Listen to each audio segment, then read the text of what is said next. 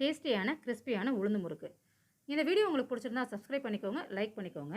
4 பங்கு அரிசி மாவுக்கு 1 பங்கு உளுந்து மாவு வேணும். உளுந்த நல்லா செவக்க வறுத்துட்டு அதை மிக்சியில் பவுட்ரு பண்ணிவிட்டு சலிச்சு வச்சுக்கோங்க.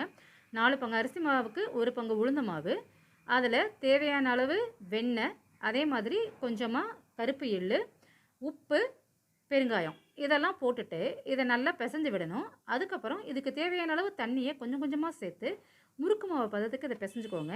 பிசைஞ்சிட்டு இதை முறுக்கு குழலில் போட்டு முறுக்கு புளியும் பொழுது முறுக்கு உங்களுக்கு ஒன்று சேர்ந்து வராமல் விண்டு விண்டு போச்சு அப்படின்னா இதை கொஞ்சம் கொஞ்சமாக தண்ணியை தொட்டு இந்த மாவை இன்னொரு முறை பிசைஞ்சுட்டு அதுக்கப்புறம் நீங்கள் முறுக்கு குழலில் போட்டு புளிஞ்சு பாருங்கள். முறுக்கு சூப்பராக அந்த ஷேப்போடு வரும்.